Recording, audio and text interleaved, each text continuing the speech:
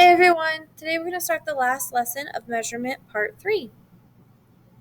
So as a review, remember the SI units are used to measure different quantities in science, and there are different base units used for each quantity. Now for the most part, these base units make sense. The one that always gives people a little bit tricky is that for some reason, mass's base unit is kilogram, abbreviated kg. But also when we talk about base units, gram is actually the base unit in terms of not having a prefix. So don't get those two confused. Okay. This has appeared on other lessons as well, so make sure that you refer back to those last lessons if you have any questions about them. What is going to be new is we're going to talk about something called derived units. These are SI-based units that are basically multiplied, divided together in order to make other units. For example, area, which is square meter, is the same thing as saying length times width, which is still length times length, gives you meters squared. Volume is the same thing as saying length times width, which is another length, times height, which is also another length. So that's meters cubed. There are 3 we're going to specifically focus on this year, and the one we're going to focus on today is called density. This is kilograms per cubic meter, so kilograms per meter cubed. When we learn about gases, we're going to focus on the unit Pascal, which is the unit for pressure, abbreviated PA, which is just mass divided by meters times seconds squared. The next one we're going to focus on is energy, and this is going to be in the unit that we talk about thermochemistry, which is the Joule, which is abbreviated J, which also means the same thing as kilograms times meters squared divided by seconds squared. Since we're focusing on volume today, let's go ahead and cover volume. Volume is equal to the length, which is abbreviated with the symbol m, meter, raised to the 3rd power, or in other words, meter cubed, or cubic meters. Other volume units that you could use instead of cubic meters are things like centimeters cubed or liters. You can also use things like milliliters, centiliters, quarts, gallons. All of those are appropriate units. 1 liter is actually equal to a decimeter cubed. This is about slightly larger than a quart. One thing I want you to write down in your notes is that 1 milliliter equals 1 centimeter cubed. For example, if you have 30 milliliters of milk, that means you also have 30 centimeter cubes of milk. So they're the same amount. In terms of density, the equation is density equals mass divided by volume. And density is defined as the amount of mass in a unit of volume of a substance. This is a physical property, which means you can measure this and you can observe this without changing the composition of the substance you're looking at. And generally, density is going to have the units grams per milliliter or grams per centimeter cubed for density. Now, this doesn't mean those are always going to be the units. As long as the top number is some unit for mass and the bottom number is some unit for volume, we're still talking about density. For example, you can say kilograms per liter. You can also say ounces per liter, things like that. Now let's talk about the standard for density. The standard for density is generally water, which is about 1 grams per milliliter. Water is often a standard thing that we use to say whether something is going to sink or float. Another thing to understand about density is that it is temperature dependent, which means it depends on what the temperature is. If the temperature changes, the density will also change. The reason for this, if you think about gases, density depends on volume. Well, what do gases do when they heat up? Well, the answer is the volumes expand, they get bigger. So if the volumes change and it's part of the density equation, density is also going to change. For the sense of advanced chem and to understand density, we like to assume that if no temperature is specified, we just say that it's room temperature, which is about 25 degrees Celsius. So let's walk through several density examples. The first thing I would always do is I would always write out what I'm looking for. So here you have mass, volume, and density. Here, if you read the problem, it says the mass is 60 with a decimal grams. The volume is 30.0 centimeter cubed. And then I'm looking for density, and I want the following units for density: grams per centimeter cubed. Before you even start conversions, I would make sure that you have everything in the correct units. For example, here is your mass.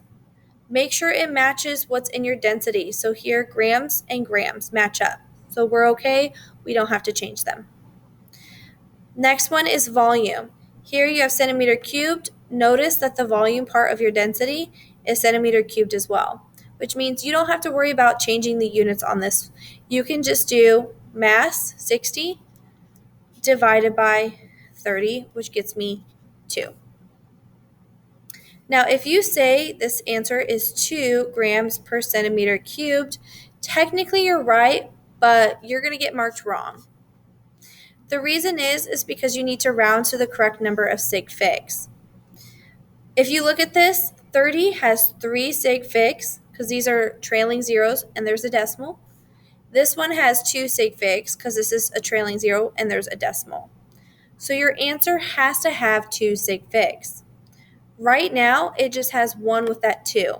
So I have to add a 0 on the end to 0.0 in order to be correct. Let's look at the second example. Here we're going to have mass, volume, density. It says it has a 50 centimeter cube bottle completely filled with 163 grams of slimy green liquid. So 163 grams is going to be my mass. My volume is 50.0 centimeters cubed. And my density, I don't know that, but I know that it wants it in grams per milliliter. So the first thing you do is check to make sure your units are going to match up. Here, this one's grams. Notice that it's grams down there, so it's okay. Here I have centimeters cubed, but I want it in milliliters. One thing to remember is that 1 milliliter equals 1 centimeter cubed. So they're the same thing. So if I say I have 50 centimeters cubed, this is the same thing as saying 50 milliliters. Now my units match up and I can go ahead and divide. 163 grams divided by 50 milliliters. And when you do that in the calculator, you get 3.26 grams per milliliter. Now make sure you check based on sig figs. 163 has 3 sig figs. 50.0 has 3 because those zeros at the end are trailing with a decimal. So your answer can only have 3, and it does, so you can go ahead and mark that as correct. Here's density example number 3. It reads, a sealed 0.025 liter flask is full to capacity with a 0.00036 kilograms of a substance. Determine the density of the substance in grams per centimeter cubed, round to the nearest correct sig figs. So we have mass, volume, and density. My mass is 0.00036. My volume I get from up here, which is 0.025 liters. And then I want it in grams per centimeter cubed. First thing you should do is you should look to see if your mass adds up. Here's your kilogram, and we want it in grams. This shows us we need to do some converting before we do the problem. So here we're going to go from kilograms to grams. If you look at the paper that we went over in the last class period, you'll know that kilo gets the prefix 10 to the third. And it's going to grams. So here I'm going to subtract this. Grams is a base unit, 10 to the 0. So basically, 3 minus 0 gets me 3. I also want to move towards the right. So here we're moving 1, 2, 3 spots to the right, which makes this 0.36 kilograms. So now that or 3 grams. So now that my grams match up, let's look at my volume. Here my volume is liters, and down here it's centimeter cubes. That does not add up. So we do know a conversion between centimeters cubes and milliliters. Well, milliliters, liters. We know how to do that conversion. So let's go ahead and do that. If we had 0.025 liters, so liters is my base unit, and I want to go to milliliters. Liters is 10 to the 0 minus 10 to the negative 3, because milliliters is negative 3.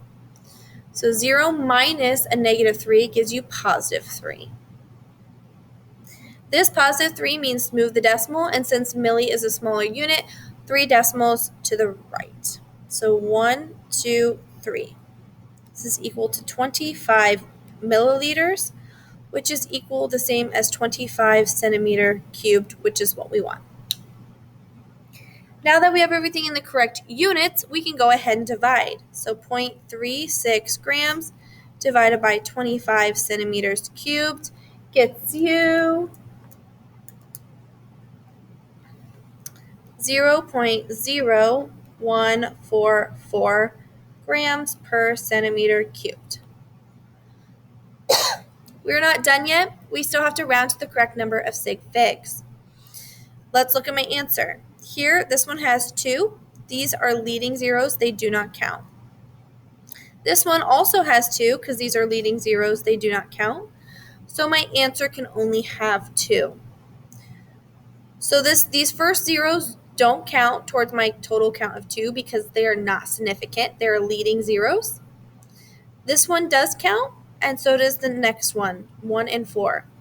This 4 can't round it up, so 0.014 grams per centimeter cubed is your answer. And this is the last example we're going to go over. And it says, what is the volume of a 325 grams of metal with a density of 9 grams per centimeter cubed?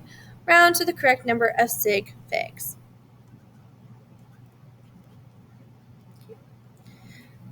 It's going to ask, what is the volume? So we don't know what the volume is. I'm going to put X in for that. And it knows that the mass is 325 grams.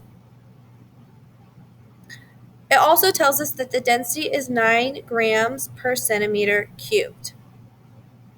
It's just asking for volume. It's not asking for us to find it in a specific type of volume, whether liters or milliliters. So you can assume that if it doesn't tell you what unit it wants the answer in, that you have to get it from the density equation. Here, my grams match up. So here's my centimeter cubed. That means my value for X should also be centimeter cubed, since it is not asking for another unit. So grams match up, centimeters cubed match up. Let's go ahead and solve. Remember, density equals mass divided by volume. So density was 9. Mass was 325, and volume was X. This is simple math of cross multiplying and dividing. So here you get 9x equals 325 when you multiply.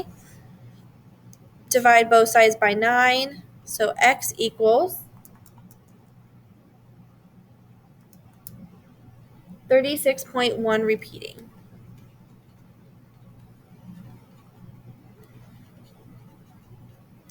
Again, it asks you to round to the correct number of sig figs, so let's look at my answer. Here I have 3 sig figs. Here I have 2. This one counts because it's trailing after the 0 decimal point.